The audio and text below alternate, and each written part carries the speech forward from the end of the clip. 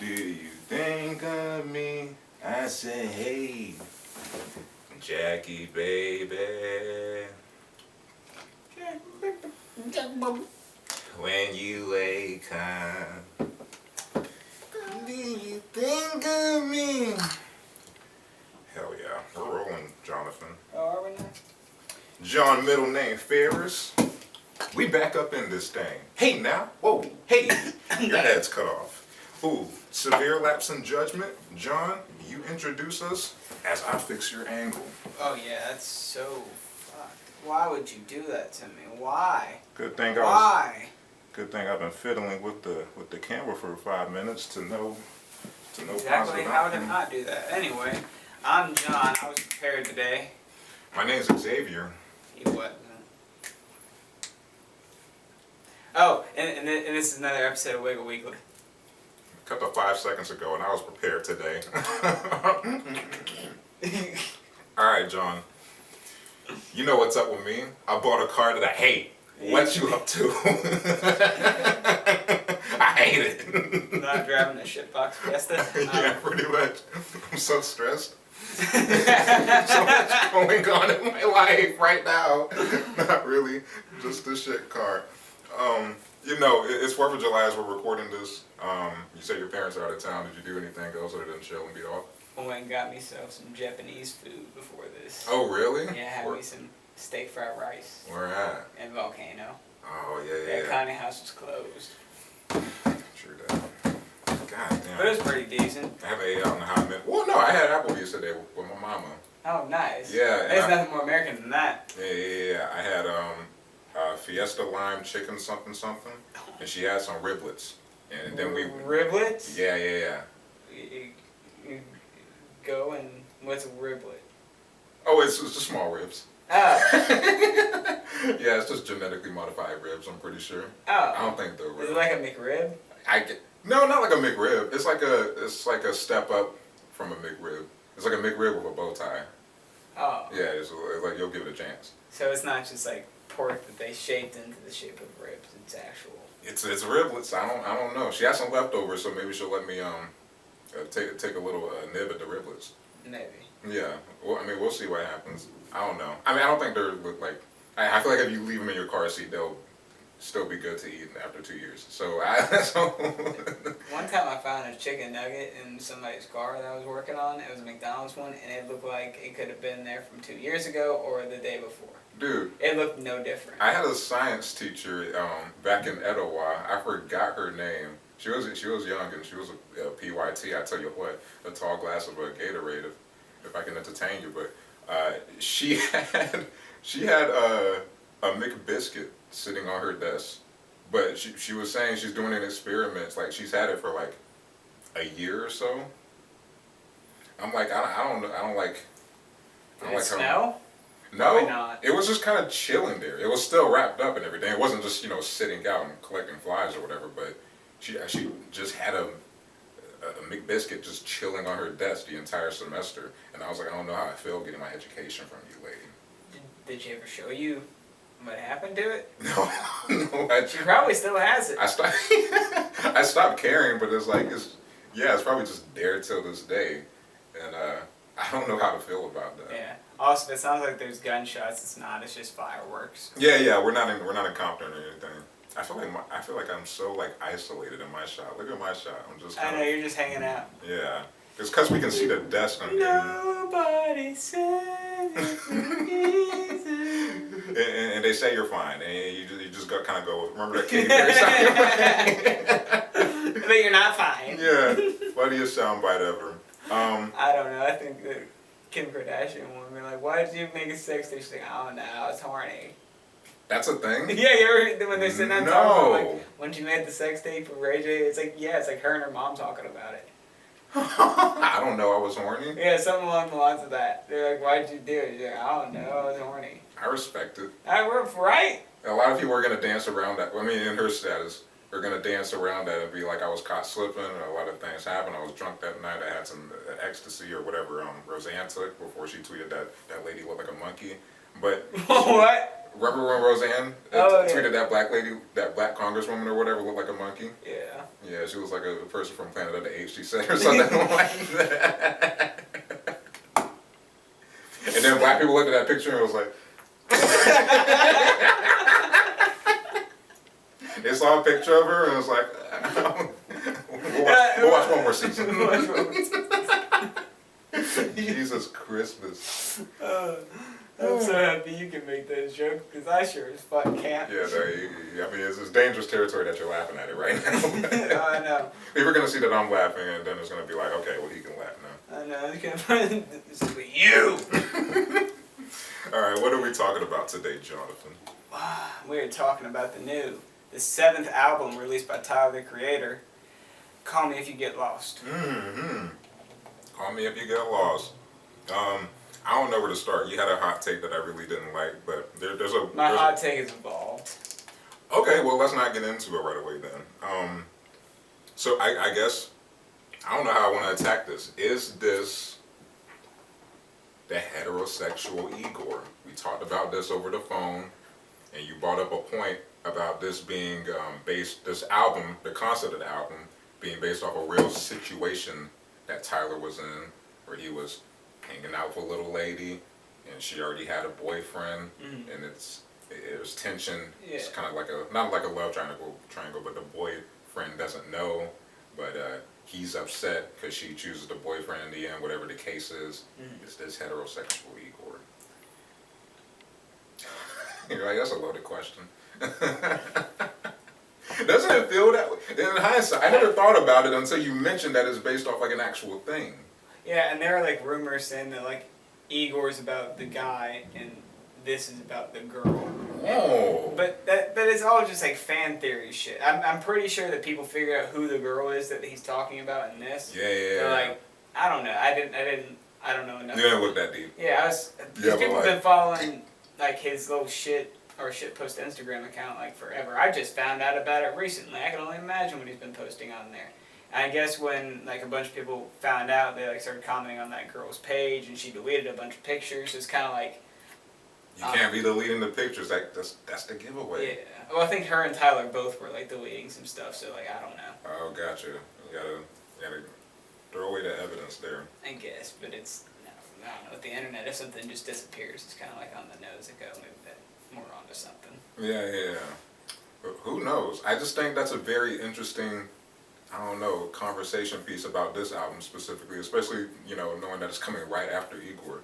Also, is it just me, or did it feel like does it feel like Igor is still fresh, like it just came out? Yeah, it doesn't feel like it's been, 2 years now? Yeah, I think his cycle is, 2 years. Yeah, it still feels really fresh. Yeah. Not that I'm complaining or whatever, but, damn, son, I listened to this at like a weird time because my mom recently got breast reduction surgery, which is something she's been, wanting and needing for like a very long time. And that was kind of a stressful morning. I was at the hospital at 5 a.m. I dropped her off there, and I was just kind of in the waiting room, and it was that Friday. So I decided to turn on, I played 2 albums. I played the Eve Toomer album that I told you about. It came out last year. And then I played Call Me If You Get Lost, all while my mom was having surgery and everything. And I'm not gonna lie to you. Soon as Baudelaire came on, I was unbothered. I was unbothered, my guy, because like there's a little area outside of the waiting room, because the waiting room was like cold and chilly. There was like one person in it, and it's HGTV playing. And it was kind of depressing while my mom was getting her boobs cut. And the little hallway has like a big ass window where you can see the whole parking lot and people pulling in and picking up their loved ones and stuff like that. And it was like I said, I got there at like 5 in the morning, so it was like a sunrise and everything. So I went up to the lady that gives me updates on my mom, and I was like, hey, do you mind if I sit out in the hallway there and you just give me updates from there? She was like, yeah, it's cool. So I go out in the hallway, take one of the chairs, turn it around towards the window. I'm just watching the sunrise as this album plays, and I couldn't be unbothered, John. Didn't give a shit. Not about, I give a shit about my mom, obviously, but it was like, like everything is gonna be okay. And it's, damn son. Let's talk about the song, cause it was just a whole ass vibe the way I was listening to this album. But Baudelaire comes on, which samples Fly God, Michael Irvin from West Side Gun. It's not even a sample. I think it's straight up the same instrumental. Is it really? Yeah. This is off of, I don't know, he has 2,500 albums. I can't recite it, but the song is called Michael Irvin. If you guys want to check that out, but and he's also mentioned in like interviews, not interviews, but I think it's Instagram Live, that not this album directly, but West Side Gun had inspired him to start wanting to rap again and everything. And they worked with each other before. He's produced on West Side. They did 327. Yeah. So it makes sense that he like used the same instrumentation. But West Side Gun, he's Griselda as a whole is becoming mainstream. I swear I'm gonna let you talk. I'm sorry, but Tyler, you know, he's fucking huge. So it's cool that he's putting, I guess, this instrumental kind of elevator music, bossa nova kind of style music on like just the forefront. You know, his platform being so big, and he's rapping over this kind of instrumental as the intro to his like latest album. I think that's just badass to me. You know, he's like, I don't know, Griselda as a whole is just making that shit kind of cool again. But what do you think? What do you think? Because I love this song. I really like it too, and I'd like to evolve my hot take because I kind of listened to it the first time and I didn't like the DJ drama stuff. Mm-hmm. And because I talked to you and we kind of discussed it a little bit, and then I went back and he's been wanting to do a Gangsta Girls tape forever. So there's context to it. And I guess kind of going through with it, like knowing that this is something that he's wanted to make, it kind of, I don't know. For me, it just kind of shocked me at first because it was I felt like, I don't know, he's almost handing over a little bit of control away from it. And that seems like something that'd be odd for Tyler since he literally puts arranged, produced, written by Tyler Acoma on like the front, on the album cover. So it's like, it's very important that like this is him doing it, and to have somebody else kind of be a prominent voice on it is just kind of weird for me. Yeah. But knowing that this is kind of the vision that he wanted to go with, I was like, oh, okay, well then I can kind of, I don't know, it almost kind of opened my eyes a little bit, so I was able to listen to it with that perspective, and I don't know, I enjoy it a lot now. Yeah. Knowing that's kind of like what he was going for. I can see your gripe if like you have no idea, from the perspective of someone who has no idea who DJ Drama is. It's like, okay, yeah, I guess who is this guy yelling all over this man's album? But when you realize his like significance, well, I don't even know, because I mean, I told you over the phone, I barely know about the Gangsta Girl series. I know DJ Drama hosted the old Lil Wayne tapes,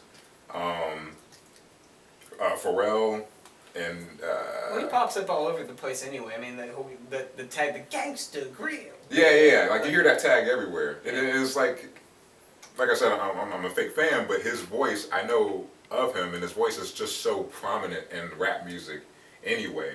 And I don't know, going back on my last point, I don't know, because I feel like even if I didn't know who he was, I think I would kind of enjoy it anyway. Because his voice is so dope, it's like so commanding, and I don't know, just the way he says shit, how he's yelling and whatnot, is just the confidence. And what I really like about what DJ Drama added to this tape is like, you hear Tyler's music, but through like a mixtape, early 2000s kind of filter.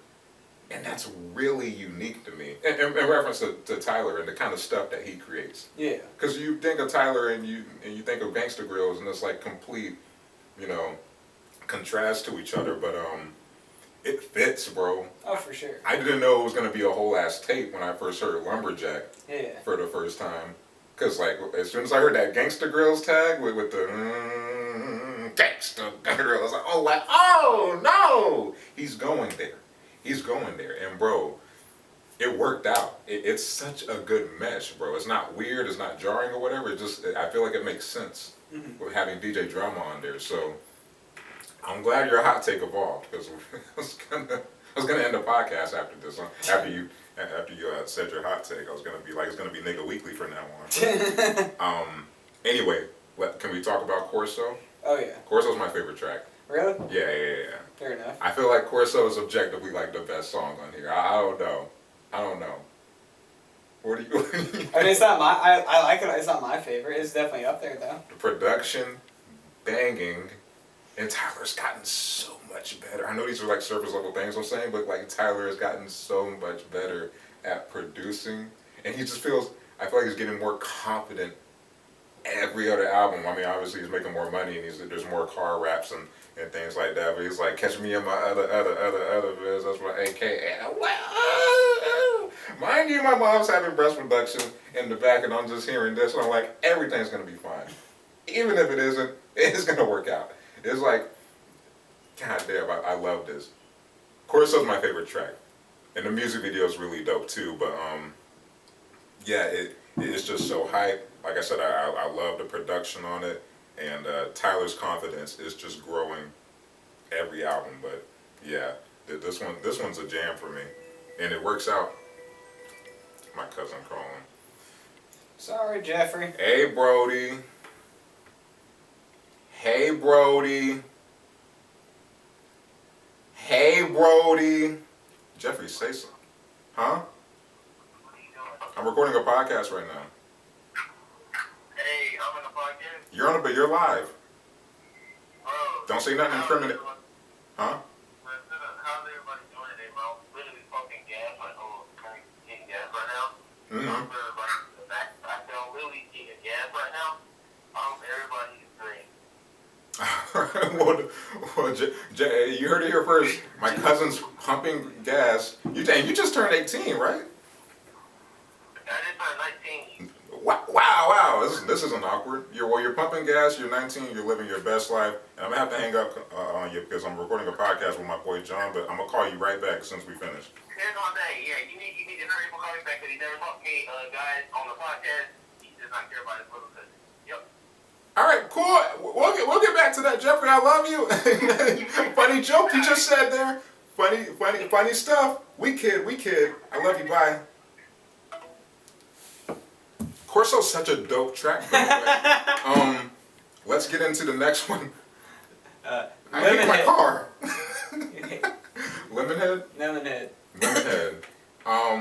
Okay, so this brings up my only gripe about Oh, how dare you! You better not say you dislike Lemonhead. Lemonhead's dope.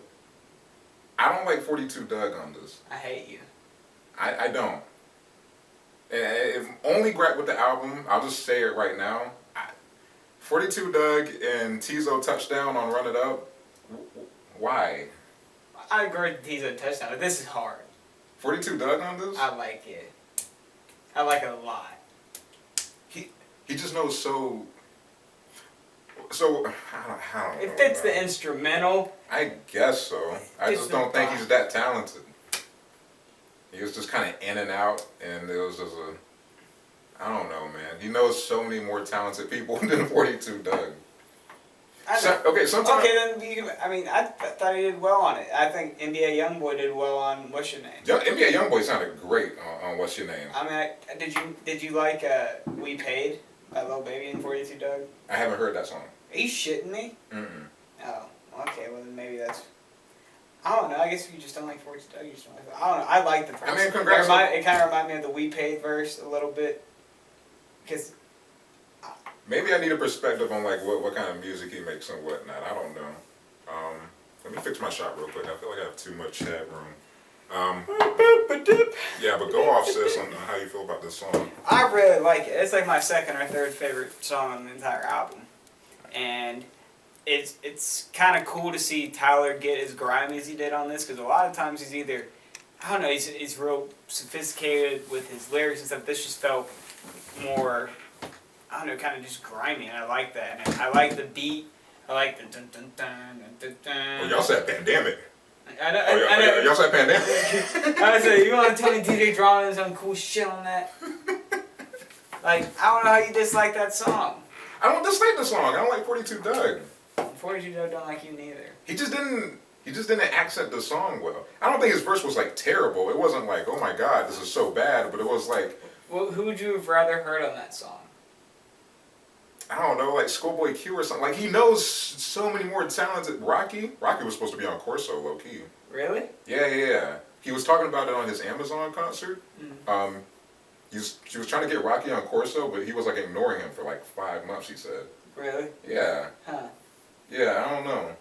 I know he just going steady with Rihanna and whatnot. So I don't know if that was popping off at the same time. Yeah. I don't know. Anyway, would have been nice to hear Rocky on Corso, bro. It's already my favorite, but that would have. If he had the same like charisma and like tenacity as his Who Dat Boy verse, come on, man. That would probably be my favorite Tyler song ever. Probably. They don't do enough music together. No, they really don't. And ASAP hasn't dropped an album. I don't know how fucking long. He's working on something. I feel like he is. Maybe someday. But anyway, I do like Lemonhead. Lemonhead's a really dope song. Like, don't get it twisted. Like the beat is kind of surface level, but for Tyler anyway. But you don't hear him on those kind of beats often, so he gets a pass for that. And he was also saying in the live concert, he was saying, I really want something that like HBCUs can like play, like their bands can play it during like football games or whatever. Because he was talking about how they would play like Earthquake and things like that. So I don't know, that and like just like a concert environment too. The horns? Yeah, bro. Yeah. I really fuck with that too. Like Tyler's really good at like implementing horns, but yeah, like I said, just the only gripe with the project is like those 2 features. It's like, what do you? 2 features? Oh, the team. I don't like Tizo Touchdown. I'll run it up. Yeah, well, Run It Up's the weakest song on there anyway. Okay, we'll get to it. I think. But And that's not even really even a knock, because I honestly don't even hate that song. yeah, I feel you. I don't know. I was just thinking like for one, how much does Tyler like listen to 42 Doug to the point where he's like, I need him on this album. I don't know. And I don't. Would you listen to Tyler's music? Would you be like, I bet he listens to a lot of NBA YoungBoy. Yeah, that's fair. I mean, I feel like because all these people can do things well. It's kind of like NBA YoungBoy on a lot of his music kind of sounds samey, but he does have a characteristic to him that makes him likable. I like it. He's got really good energy. Even kind of when he sings, I don't know, kind of like almost whiny way he sings kind of sounds good. Mm-hmm. And I don't know, Tyler can kind of use him like an instrument. I feel like he did that really well with What's Your Name. And 42 Doug is kind of the same way. I mean, if you kind of set someone up for success, it can sound good. I wouldn't put 42 Doug on Hot Wind Blows. That wouldn't sound right. But on this, it sounds pretty good. It's kind of a mixtape, grimy, almost trap-like beat. It's kind of, if you're going to have 42 Doug on any song on the project, it would be this one. Yeah, I hear you and there. I guess think the verse sounds bad. Like, I like the verse. This is kind of boring to me. I don't know. I think what I really like about how Tyler utilizes his features is like, you're not often going to hear NBA YoungBoy on an instrumental like that, I feel like, nor Playboy Cardi on an instrumental like Earthquake. So it's like him putting these people who aren't usually like well versed to these kind of beats and production style. He's putting them in that position and being like, I would like to know what you sound like through this lens, through this kind of filter, through my world, which makes the feature itself even more interesting. But like I said, this is like it's probably the most surface level beat on the album, I would say. Not like I'm not saying it's a bad song or anything like that, but I don't know, I don't listen to 42 Doug, but I can hear him on like 30 variations of this beat. So I guess that's a little bit of my gripe too. I don't know, but I don't know.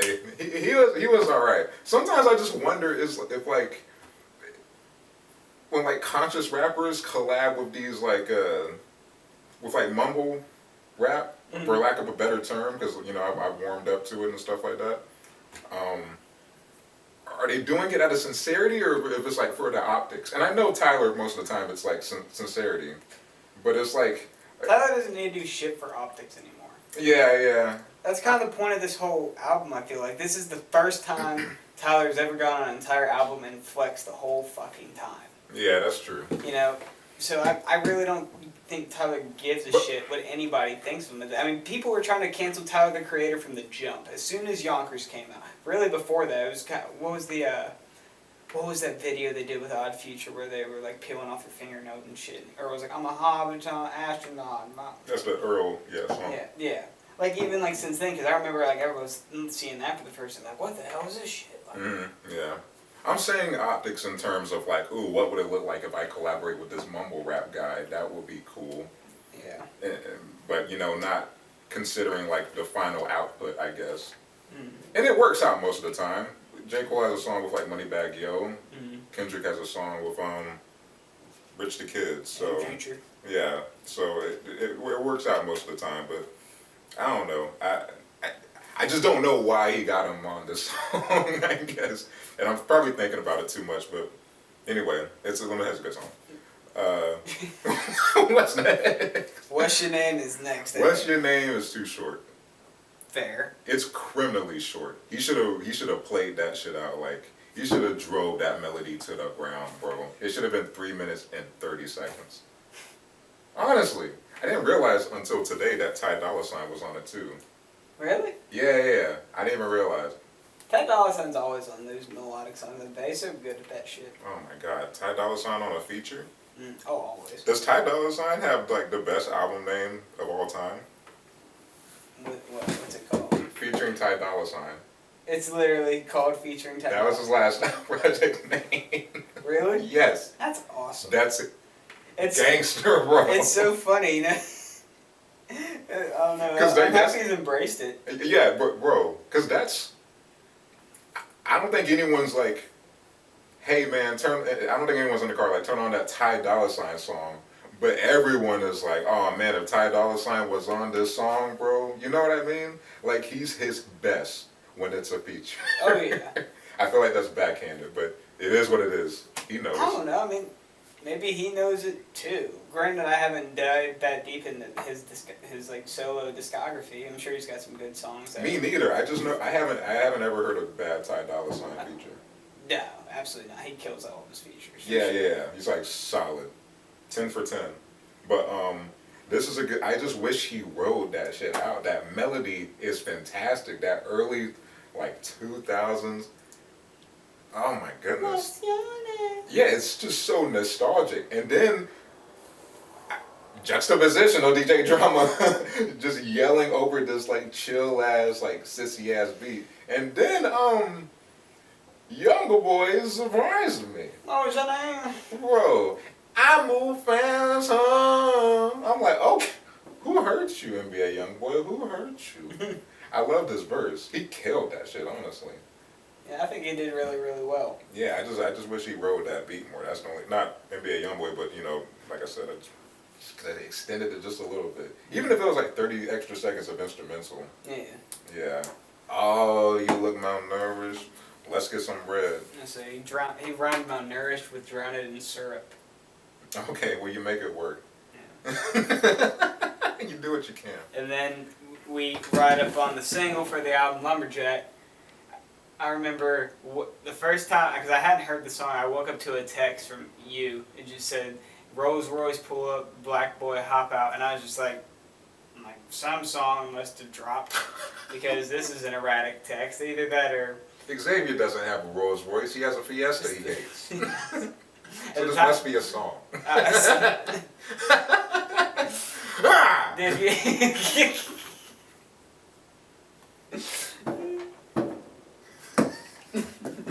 So how you feel about this track? Oh wait, you're talking about how when I texted you and everything. I was at work. Never mind. You answer because I asked you, and then I proceeded to speak for you. I'm gonna stop doing that now. Hey, my name's Xavier. I hate my car. Go on. So I get this text, and I don't know, I forget how anyway, I found the song, and I listened to it, and I was like, damn. Because I honestly, I didn't know he was coming out with an album. I thought it was just a single like Okra or the other, I'm kind of blanking on the other little singles he dropped, but like something like that. And then I didn't even realize, I knew DJ Drama was on it, I just never, I just didn't click in my head that it was anything like out of the ordinary. I was like, oh, it's just because I thought it was just some random single. I'm like, oh, I guess they. Oh, yeah, right, Yeah. okay. Yeah, you didn't know it was leading to anything else. Yeah, but I really liked it. I thought it was awesome. I loved it so much. Yeah, it reminds me of like Who Dat Boy in a way, with how like, you know, I guess the strings like, it's like just ominous and everything. Like someone's like coming at you. Oh God, I was at work when this dropped. I'm just kind of chilling. I saw the music video first, and it was like he's getting his nails done or whatever, and he's on the phone and he's doing his Baudelaire, you know, accent, whatever that is, and he's like, yeah, I weigh bowls and whatever the hell. He's talking about luxury shit that I don't understand because I have 2019 Fiesta, but and then then the beat just drops, and the music video was tight. Just check that out, whatever you guys get a sec. But oh my God, I love this shit talking on this. I love the hook, bro. Rolls Royce pull up, black boy hop out. It's not like, oh, I woke up in a new Bugatti, real nigga, Rolls Royce pull up, real nigga hop out. It's Rolls Royce pull up, I hop out. It's me. This is mine. It's like the coolest way to say like, hey, this is yours. That like, I mean, this is mine. I own this thing. It's like because the line itself is implying, you know, you see a Rolls Royce pull up, and it's gonna be like, oh, okay, it's gonna be an older white guy or whatever who's, you know, come up on some money in his time or whatever. But it's Tyler. It's a young, successful black man, and I'm probably just deep diving into this hook for no reason, but just the simplicity of it. Rolls Royce pull up, black boy hop out. That makes me so happy. And sorry, I'm going off. I'm sorry, but it's also one of those things where and we can get into it because he talks about it on either Massa or Manifesto. But what Donald Glover was for me, I feel like, not even feel like, I know he's that's the figure he's becoming for these other like suburban, like, what are you looking at? You're creeping me out right now. What? Your eyes are doing like this. That was all bad. Okay. They were just darting around. I thought you were having a stroke or something like that. I'm good. Yeah, I thought I was going to have to take you to the hospital by the 2019 Fiesta, but it took us 45 minutes to go to the 2019 Fiesta.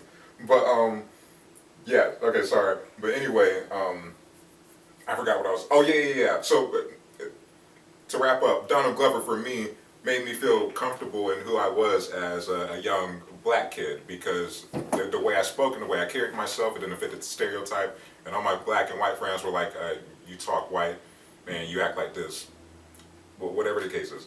And then started listening to Donald Glover, and he has the same upbringing. He has this song called Not Going Back. He has this famous line, for me anyway, I just act me, I don't act black, whatever that means. And that resonated a lot for me. And when Tyler says things in his songs like, tell these black kids they can do or be who they want, I think he said it on Flower Boy, but he said it on here too, I'm pretty sure. It just resonates with me as well. I know there's someone in my position who's going to hear that and be like, oh shit, everything's going to be okay. This is tight. I can love myself and, you know, not be ashamed for the stuff I like now. But, anyway, I love that hook. I love the song. Everything about Lumberjack is really tight. And like I said, it reminds me of, yeah, Who Dat Boy. Just very reminiscent of that. And DJ Drama added so much to that shit. If DJ Drama is going to be on anything, it should be that song. It fits so well. That Gangsta Girls tag, man, like I said, the first time I heard that, I did not know it was going to be a whole tape. But if it was just that one song, I would have been good. I would have been, my belly's full. I am, my cup runneth over, as they say. So, God damn, what's next? Lumberjack killed it. Alright, let me get the Hot Wind Blows, which is, it like whisks you away. I don't know, just the way I don't know, it just feels very like foreign like the instrumentation to it, and then Yeah. and then the singing on it. I feel like I'm in the Swiss Alps. I feel like I should be sitting on a mountain overlooking a lake with some like some dude over in lederhosen chopping up some wood or some shit. Like some, I don't know.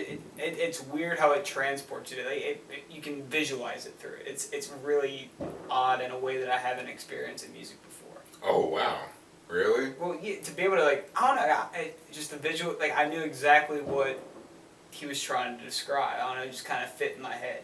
Yeah. No, I feel. And then like DJ Drum talking about, is this the one where he's talking about? We got our toes out eating French vanilla ice cream. Yeah, Like, a young lady's eating French vanilla ice cream. We all got our toes out.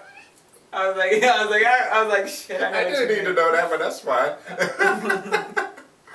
Yeah, I love it. I know exactly what you mean because this song is like the epitome of the concept of this album in terms of like just traveling and being out and like just living your best life in terms of all that. And it's like it is very like, I guess like ritzy in a way. Yeah. But yeah, like the sample as well is very elegant. Kind of reminded me of what's that that hotel movie? Shit. Hotel movie. It's The Sweet Life of no. um It's based off Budapest Hotel, something like that. oh, the Grand Budapest, Yeah, yeah. it I kinda actually love just- that movie. It yeah. kind of reminded me like staying like a hotel like that or something. Yeah. Like with the bellhops looking all like traditional bellhops and shit. Like, yeah, no, I know exactly what you mean. Mind you, like I said, I was listening to this while the sunset was coming up, so it was like, Oh, I know, that's what I'm saying. So it's bro, it was a whole situation. Yeah. Like 6 a.m. I'm just hearing this. I'm like, well, like fetch me my croissants. And it's like, oh wait, my mom's in the back having a breast like Jesus Christmas. And on top of that, we get a Lil Wayne feature. Oh my God, Lil Wayne body He this. always does. Yeah. This or dropping seeds. This. Yeah, This. I think so too. Yeah, this by a long shot, bro. Yeah. I just like the instrumentation better. Oh, for sure. The fact that there's no drums on this too. Like I said in the beginning of this, I'm glad Tyler is like making that cool. Griselda already it's like pushing it forward to the mainstream a bit, but like Tyler is like, he's just putting all that shit out there. Like you can tell he's like directly inspired by West when you hear instrumentals like these and everything. Yeah, very kind of sample based. Yeah. Just like heavily relying on the sampling, like just no drums, like that Alchemist style like production. Like I really respect it. I hope this isn't picking up on the mics. It definitely is. I mean, the mics barely pick up on our voices, like when I'm editing, so I think it'll be fine. But anyway, Hot Wind Blows. Yeah, Hot Wind Blows. Fantastic song. Yeah. Yeah. I don't know, it made me think of Cold Wind Blows by Eminem, and it wasn't anything like that. Oh, yeah. Alright, and then from there we go to Massa. Massa. Okay, would you say this is the most like personal song on the album? One of them, this or Wilshire. Well, Wilshire, I don't know if that's personal because that was more based off of his character. No. How so? That's what I was talking about earlier. Like, Oh yeah, it is like, based off a real thing. Yeah. Yeah, like that's an awfully detailed song to just be made up. But no, he tweeted out, he's like, everything on this, there's nothing that's exaggerated on this song. Right. Yeah, I forgot about that part. I don't know. Like And prior then to he you saying that, and I then was. he mentions it earlier on Baudelaire and like talking about like he's like, I try to take my friend's girl because I'm a bad person. That shit. No, I do remember all that. It's all referencing the same thing. Yeah, just prior to you mentioning that, I was thinking like it was because of the internet kind of thing. Like I was thinking this is a whole concept album. Same with Igor and like Wolf. I'm just like he's playing these characters or whatever. But I see what you mean in regards to that. But I don't know. I feel like Massa is more personal. It doesn't because he just dropped the fact that his mom was in like a homeless shelter. Yeah. When Yonkers dropped. Came out. Yeah. I want to see it. It's like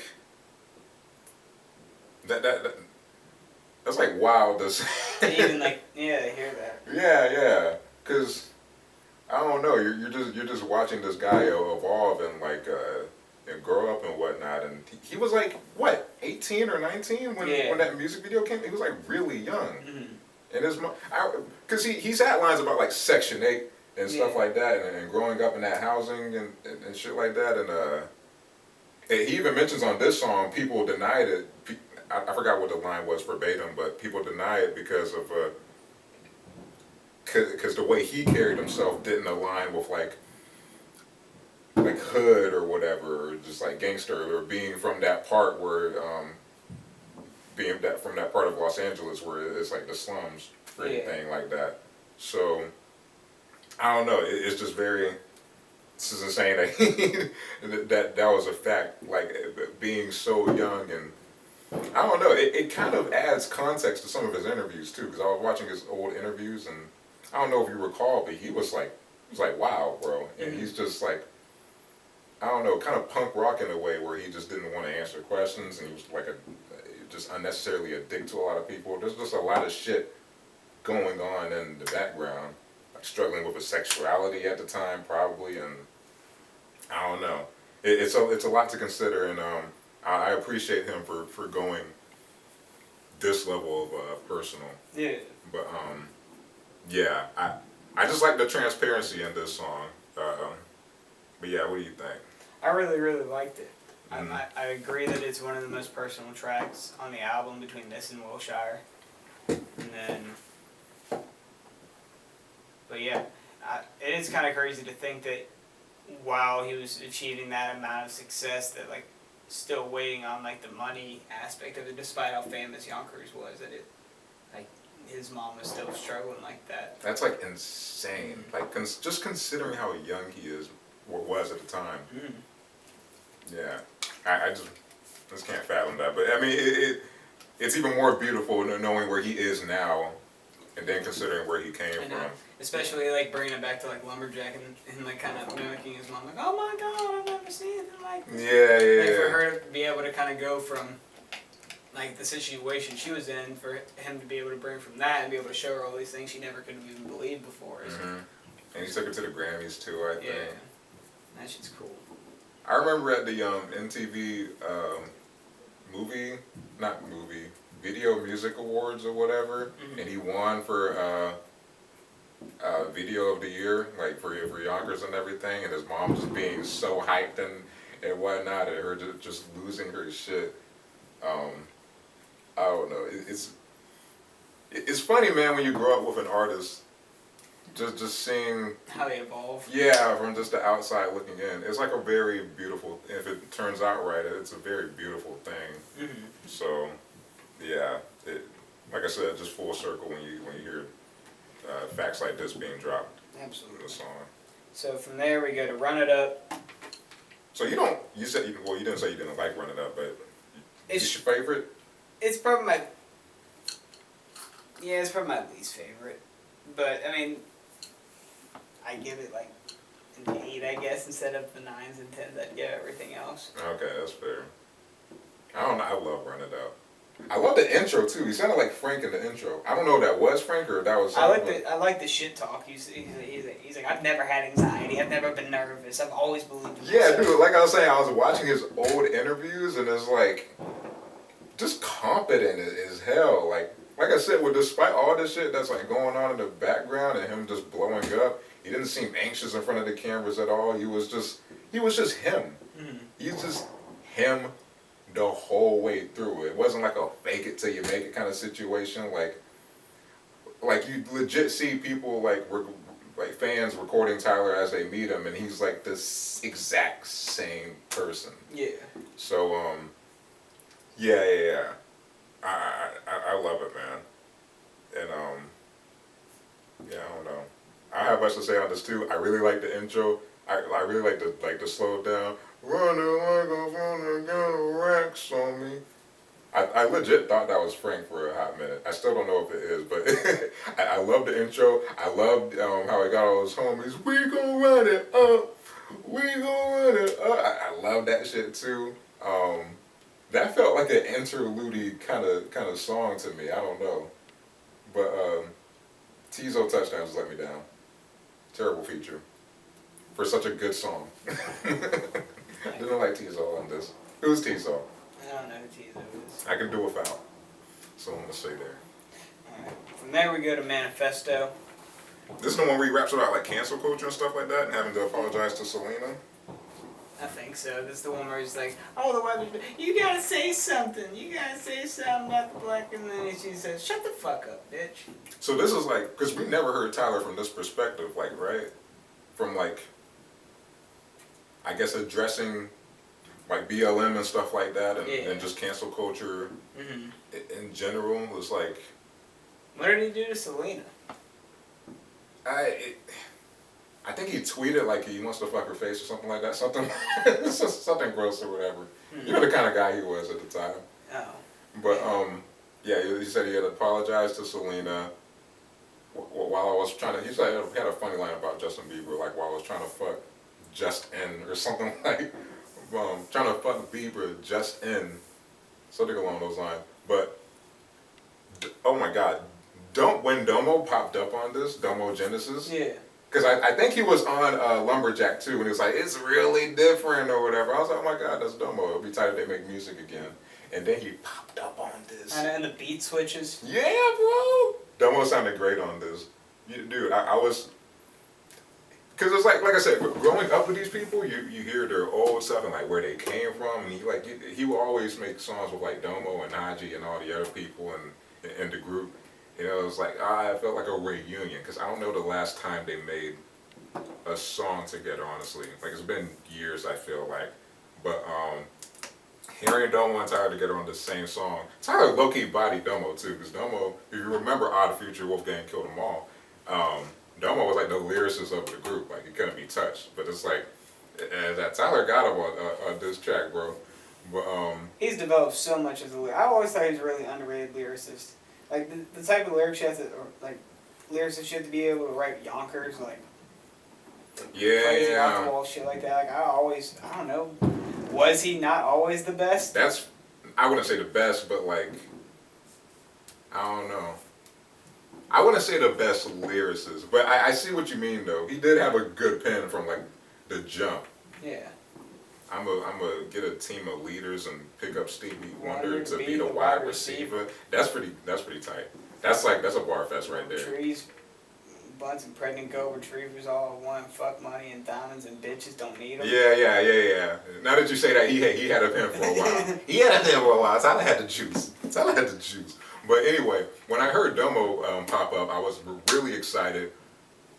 Hoping that Haji would come in. I was hoping it would be like an Odd Future reunion, but it was just Domo, and that was enough for me that they're still homies and they're still chopping it up.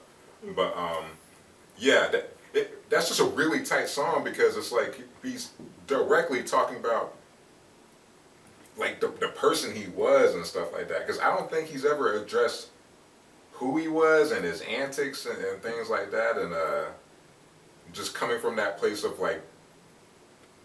Of how wild and weird and crazy of a person he was, because he was talking about I was canceled before Twitter fingers and stuff like that. Yeah. Because he was saying like I'm gonna stab Bruno Mars in his esophagus, I'm gonna rape a pregnant bitch and tell my friends I had a threesome. Like that's wild shit to say, but it's like it obviously wasn't in this time of like people being so sensitive. So he would just say it and people would be like, oh my God, but they would just go on about their day. So very interesting to hear him like have a commentary on all that shit. And then I love the ending verse, like I might not have dreads, I might just have these gold teeth, but I'm a nigga like you a nigga like me, so just like let's be together on this and not like have any kind of divide. But yeah, like I said, it's cool hearing Tyler from that perspective because you don't hear him from a social commentary kind of perspective. Well, he doesn't really talk about it a lot. Yeah, like last social commentary we heard from him was kill people, burn shit, fuck school. So I'm a walking paradox. I don't know. I'm fucking radical, nigga. I'm fucking radical. Then we get to the second longest track on the album, "Sweet," and thought you wanted to dance. I guess I got another hot take. Oh. This got a little. Both were great. Fantastic. The song was long. It got a little samey to a point. Is that just me? I guess that's kind of. It got kind of redundant. Maybe a little bit, yeah. Could, I don't know. I feel like it kind of serves as an interlude in its own way, so it can kind of almost like a loading screen in a way. Yeah. I feel you. Which I could see why you'd say that, but I don't know. I enjoyed it. I just wish you would put the 38 minutes from this song on to What's Your Name. You know, like the timing.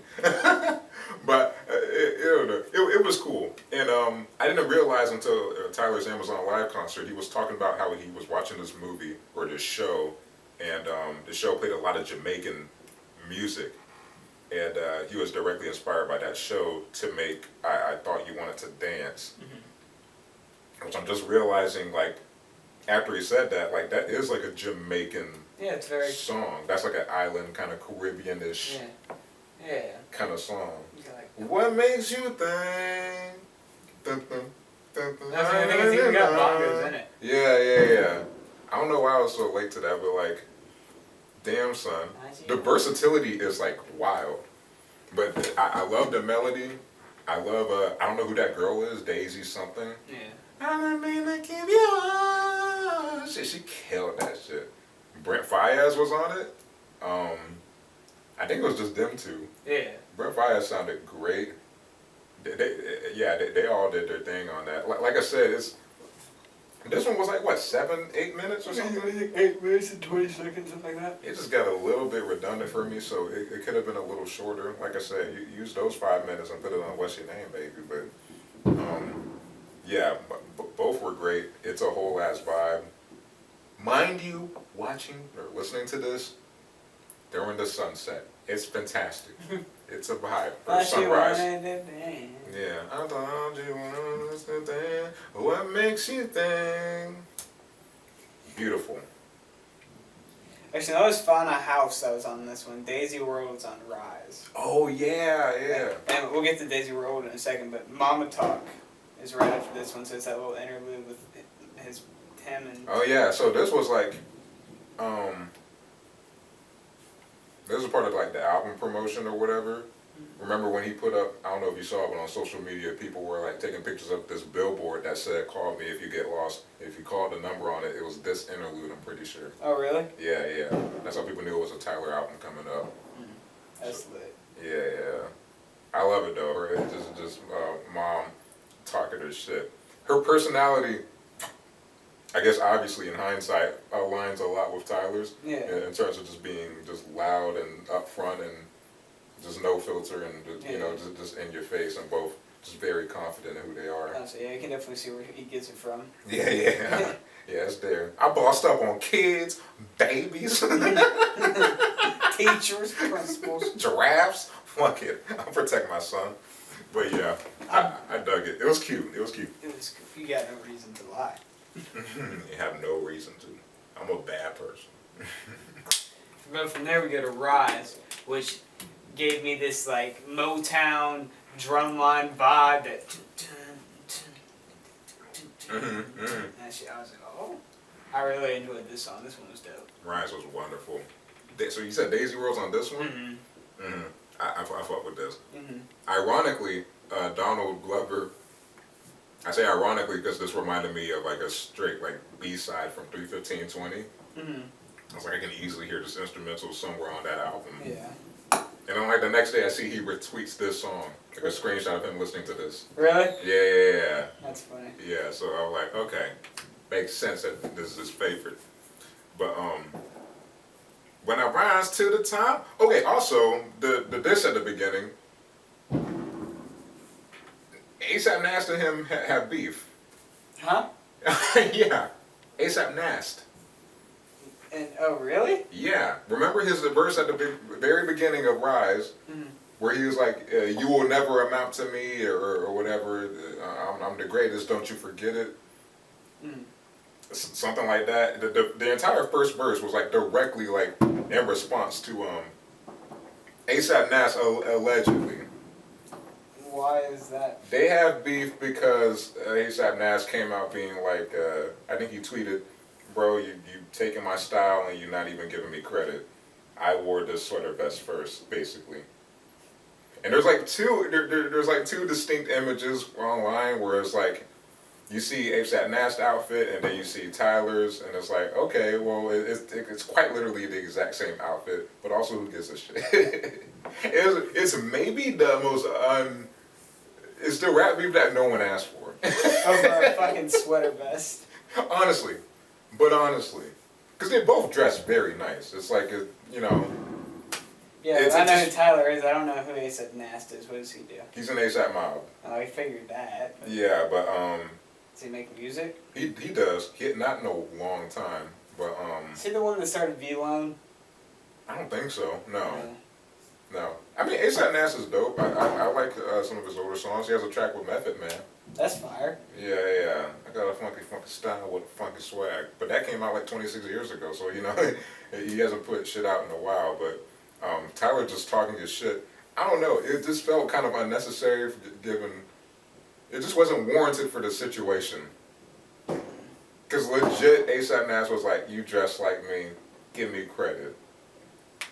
I came up with sweater vest. And it's like, Tyler, you didn't need to dedicate a whole verse to that man, but I don't know. Like as you said earlier, he's confident and braggadocious on every single song, so I guess that energy had to go somewhere. He's just like, I'll wear a sweater vest and I'll wear a cardigan over it. Yeah, I mean, I don't know.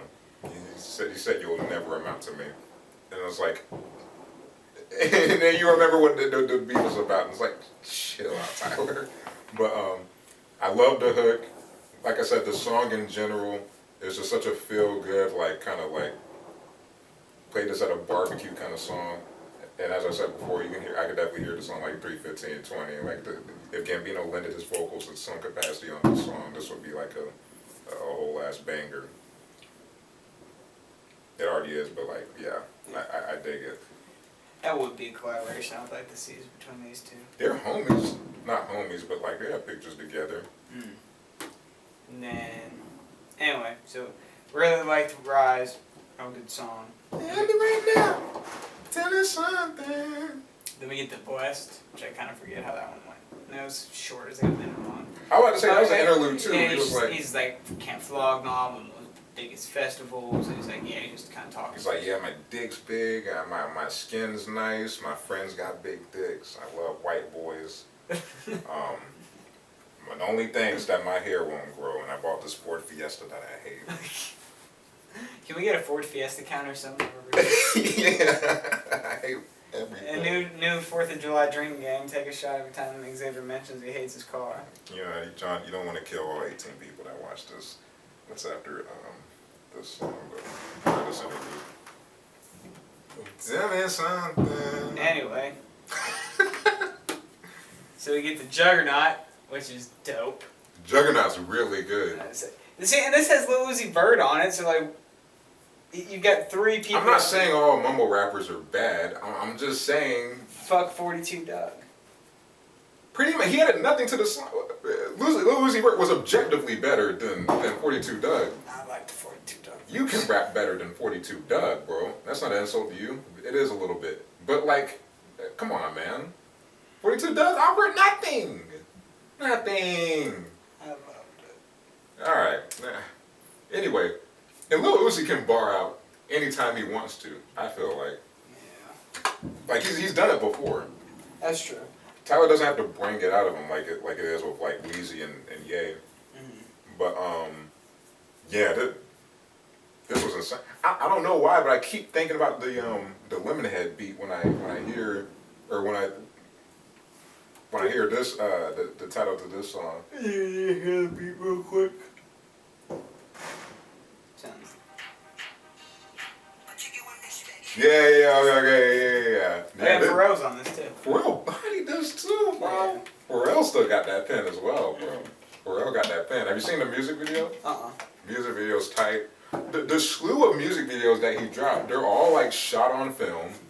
Obviously, he's like he's portraying, you know, Baudelaire, Tyler Baudelaire, and I don't know. It's him on top of this like monster truck, but it's not really a monster truck. It's like it's like a town car, but like with monster truck like rims or whatever, like or like wheels, and he's just like dancing and rapping on top of it. It's really sick. But Yeah, he's just gotten so much more creative. But yeah, the song's dope. Lil Uzi did this justice. P killed it. I know Tyler was queefing over that P verse because I was as well. Yeah, they both bodied that shit. I like how this was at the tail end of the album because it's like, at first I was like, okay, maybe he saved all the bangers for the front, but no, it was a good. He pieced everything perfectly in terms of the. I don't know what you call it, the order of the songs and everything. Yeah, the track order. Yeah. The track list. Yeah, it was dope. I mess with this. But what do we have after that? Is this the last song after that? No, Safari? No. Then we go to Wilshire. Wilshire, which is my favorite song. Why is this your favorite? Because it's so personal. Mm-hmm. And it's a story, and it's just it's like over 8 minutes of him just telling a story. And it's like I don't know, it's kind of like watching a movie, this album. And it's just like, I don't know, like I said, like visualization-wise, this album is like probably my favorite. Yeah, I would say this is definitely Tyler's most fun album. Yeah. I'll say Igor is like his magnum opus in a way. This is the most fun, definitely the most fun Tyler project. And like Flower Boy was like the most catchy. Yeah. You think Igor is the best he's ever done? I think Flower Boy's better. You think it is? Well, I like Flower Boy better. Yeah. But I really like Igor. There's not a project he's put out I dislike. This might be my favorite project. I'll say magnum opus in terms of like, okay, maybe this is his Yeezus in a way. That like he took the most risk doing this one, doing Igor. Oh, Igor, yeah. Yeah, I still think Flower Boy is his catchiest album. Yeah. There's no, Tyler hasn't made a bop that's as catchy as Lonely, since that project. I feel like. Yeah, it's a really good song. But I'm not saying it's like catchy as shit, man. Mm-hmm. Like, or I know we're not talking about that album, but I'm just saying it's like, damn son, that song gets like stuck in your head like almost immediately. Yeah. And I don't think he's made anything since then that's been like stuck in my head. I mean, like this is a great album. This is like obviously maybe top 2, top 3 Tyler albums that he's dropped. But anyway, what are we on? Wilshire. Oh yeah, okay, yeah. Wilshire is dope. Maybe it's just my attention span. Cut it down just a bit. I know, that's a story, and it's cool because it's all true. Yeah, and like I said, I don't hate it. It's kind of like, it's super personal when you get to see, like, I don't know, his perspective of trying to date this girl and the dilemmas of like him.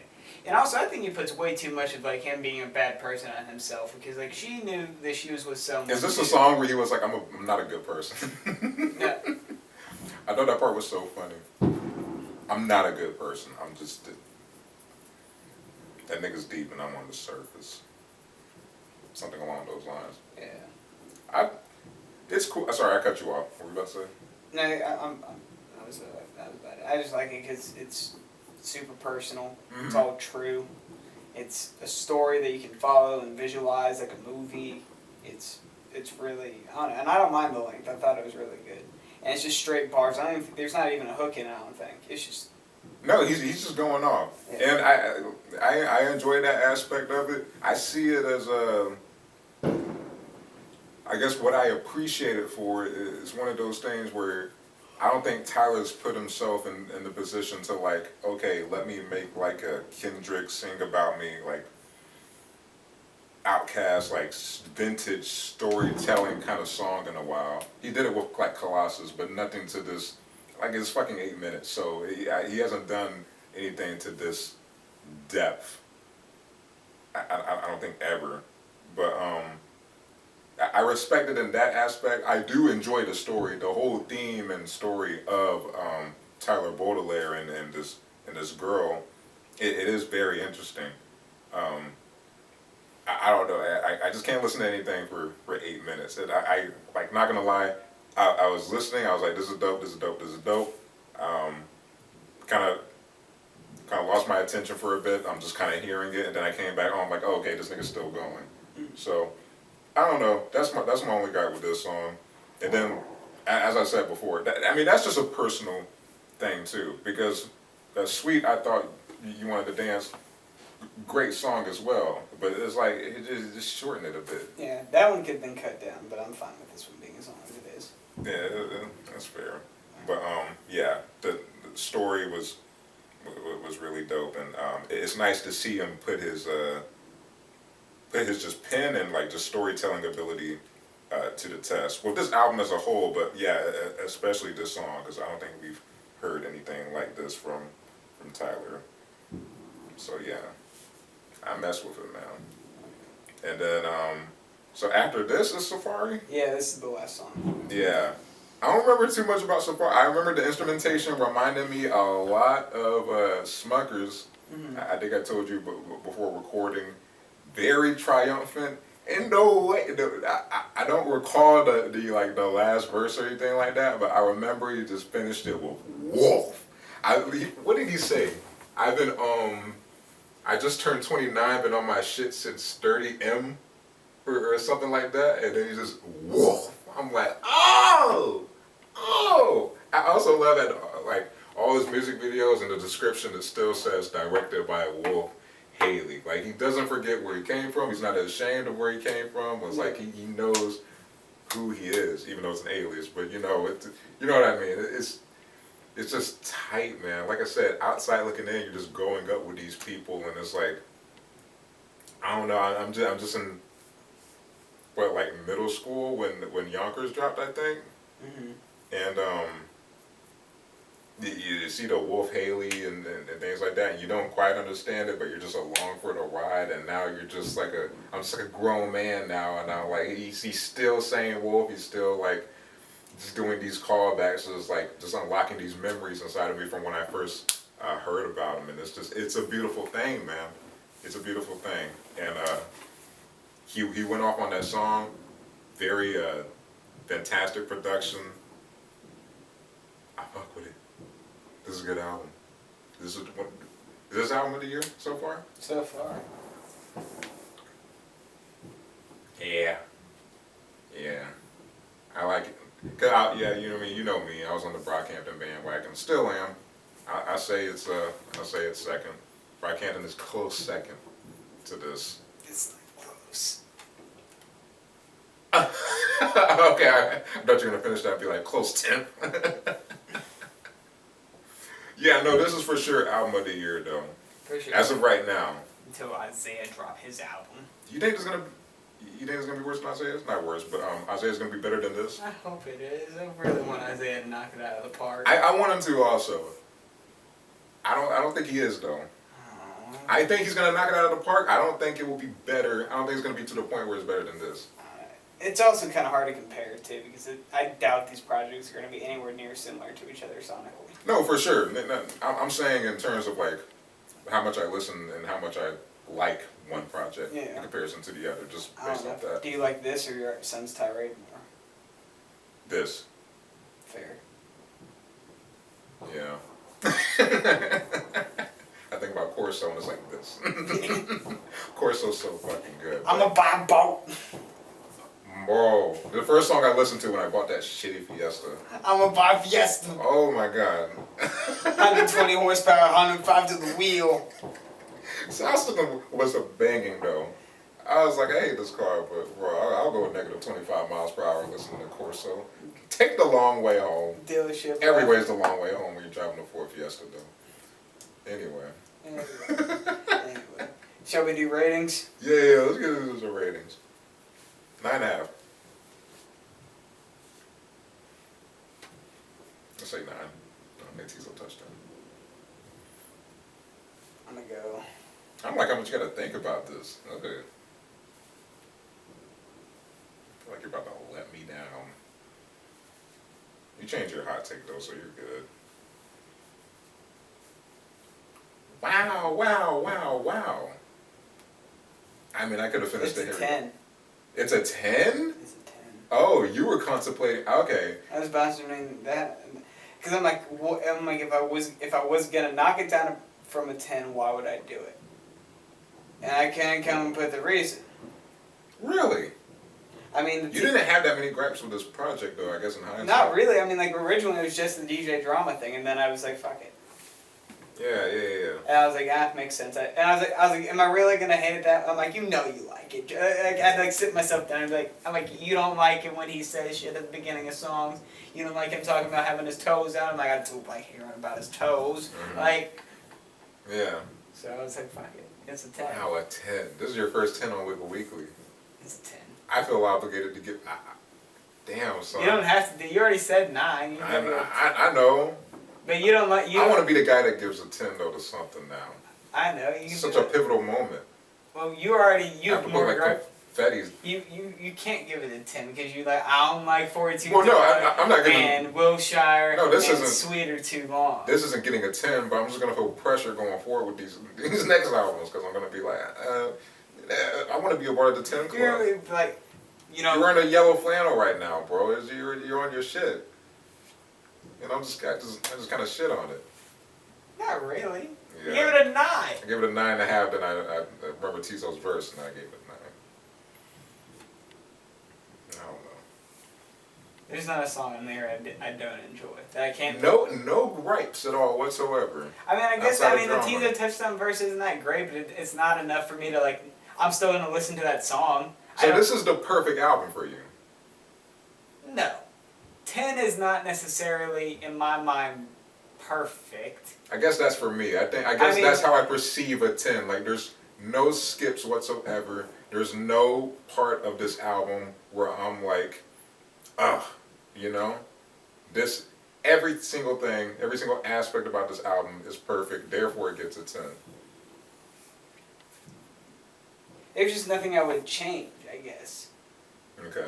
I mean, maybe the Tizo touchdown verse, I guess. I mean, I don't think it's the best verse ever, but I don't hate it. It's not distractingly bad or anything. It's just kind of there, and it's fine. Okay. How would you define like your 10 version of a 10? Well, like, I don't know, because I'd say this is a 10. I'd say My Beautiful Dark Twisted Fantasy is a 10. I'd say Because the Internet's a 10. I'd say Acid Rap. It's just albums that I really, really like and connect with. Like this one is the most visual album I probably listen to outside like Because of the Internet. Right. So I don't know. I just if it resonates with me and it like makes me feel something, and it's not just like I'm listening to music. It's more than that. It's a different type of experience. Like I really like the J. Cole album, but it wasn't like a visual kind of like in my mind experience. Mm-hmm. You know, I like hearing him bar out on 95 South. I like hearing him, you know, him and 21 Savage go in on My Life. But it's not a 10 for me because it's one, I didn't like every song on there, and two, it's I don't know, it just didn't. It's a 10's kind of hard to define. Like, what makes that kind of how do you define music that makes you feel something? Because it's not the same for everybody. So how do you define it? Well, right. Not how you define like this album and how it makes you feel in particular, but just what defines literally the score of a 10, like your perfect album. When it's not just a piece of music, I guess, and I really enjoy it. I'm not saying you're wrong. Yeah, also. I'm just curious. Yeah, maybe. Of what your criteria is. I don't know. It's an album. It's something I like. If I had a bookshelf of albums, like Acid Rap would be on there, Good AM would be on there. You know, Good Kid, Mad City would be on there. Those like albums where it's like these are John's favorites. Right. Those are 10s for me. Okay. So this is next to Acid Rap and My Beautiful Dark Twisted Fantasy. Yeah, it's on the and like good, and all those albums are really different. And you know, I might be like, oh, kind of like Good Kid, Mad City. Some days better than I like than Good AM. Some days, and then some days I'll listen to Doors, and I'll be like, it's been a minute since I've been away. I'm like, oh, Mac Miller, let's put that shit on. Like, but it's all those things that kind of like, I don't know, my kind of like my core artists and music and like albums that I like right, kind of make up like if I was gonna sit someone down and be like, all right, you get to show me 10 of your favorite albums. What are those 10 albums? Mm-hmm. This would be like in like the ammo box of shit I might show. I feel you. Okay. Would you say this is just a troll question? Would you say you like this as much as I like Rodeo? No, I wouldn't go that far. But I do really like it. Okay. I wouldn't, I feel like you would freaking, strap on a helmet and freaking plate some armor if someone was like, rodeo's a 6. Yeah. Yeah. Rodeo's my 10. I guess. Yeah. There we go. Not even I guess. I don't even know why I said that. Stupid. Okay. I just wasn't expecting that score, so I just wanted to hear some clarity, I guess. Yeah. It's just, I don't know. Being friends with you as long as I have, it's like, I know acid rap is your magnum opus and everything. That's the fucking one.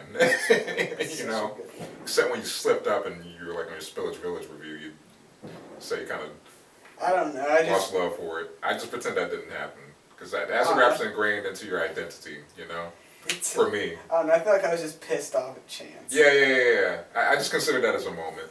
Yeah. I was like, that's not John. Yeah, I slipped up. You want to do dumb things like buy a Ford Fiesta. But anyway, okay. Cool. Makes sense. I think these cameras are about to tap out, but yeah, okay. I enjoyed this album. I give it a 9. Still, my score stands, but damn son, I want to have a moment now where I give it out. Maybe we can do it for the Isaiah one. Maybe he'll put out, it's been years, man. Have a little faith. I predict like an 8 to 9 from Isaiah. That's a fair range. We'll see. Yeah, I feel like for sure. You can't really predict the 10. 10s, you just have to listen to it and feel it and kind of, and for me at least, like it's kind of hard to predict the 10. I guess I just haven't loved an album in a while. Well, this Eve Tumor album that dropped last year, that might be up there for me. I don't know. Like I'd say, like for Kendrick, Good Kid, Mad City. Like To Pimp a Butterfly. To Pimp a Butterfly 10. Even for me, because I don't know, it's like a freaking history lesson in an album. Yeah. And then because the internet, like you said. Yeah. I don't know. They just don't come around. We should do a short talking about our personal 10s. That'd be kind of cool. Yeah. I feel like that would be annoying though, because I would just talk about rodeo for so long. But I also... You should just do one video solely dedicated to rodeo just so you can air out all that shit and we can stop fucking talking about it. Yeah. I tried to do that with the McDonald's review, the Travis Scott tier list. Yeah. I think I just got so excited though that I just started saying things that just didn't amount to anything. You really? Yeah, as I was like deep throating a burger. So... Was it a good burger? I never tried that. It's just a quarter pounder with bacon. Oh. Yeah. It's a fucking gimmick. But Then anyway. they gave it to like Pitbull or some Korean artist, didn't they? Yeah, the whole rollout was just dumb as shit. And biggest regrets in my life, before buying a Ford Fiesta, was pulling up to the McDonald's drive-thru and being like, "Hey, let me get the Travis Scott meal." You know, like The Flame sent me. Bro, like I like to think I'm a person that works very hard, and like to get to the point of my life where I was, you know, I've accomplished a good bit, I feel like, and then it's all for naught when I pull up to the McDonald's drive-thru and I'm like, hey, let me get the Travis Scott meal. And then I bought the Fiesta, and I was like, okay, well, this is even worse. Do you feel the same way about Travis Scott now as I feel about Chance, that he just constantly disappoints you? Yeah. Well, I don't know. There's songs I still enjoyed on. I know exactly what you mean, though.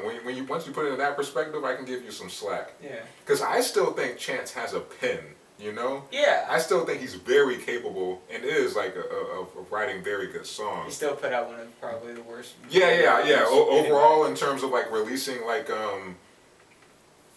projects and like I still, what the fuck? like whole like albums that are considered good. Yeah. In that sense, Travis is the same way. Where like Astro World kind of let me down as generic, yada. But I'll give him at least credit where like he still has his moments. You know. Oh, for sure. I think Chance does, and I didn't hate the verse on like Spillage Village. That's still probably my favorite verse of like last year. Is that last year? I think was that last year? I feel like it was still this year. I don't remember. I think it was last year. Yeah, because the Cuddy review was like December. But Yeah, that's still my favorite verse of last year. Chances past, but I know what you mean when you put it through that lens.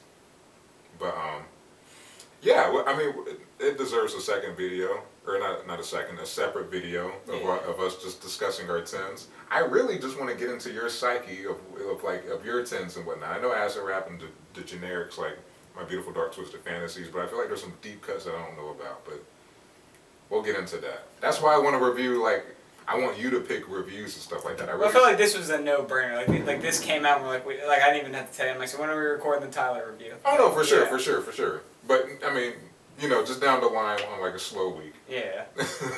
We do that. Well, we got this, and then Vince is coming out next week. Yeah. So that'll probably be the next one, or maybe we'll try to squeeze this one in. My work schedule's fucking insane. Yeah. We'll see what happens. I gotta call my cousin back. Jeffrey. But my name is Xavier. I'm Johnny Jupiter. And this has been another episode of Wigga Weekly. Thank you for watching. Thank you. Peace. Deuces.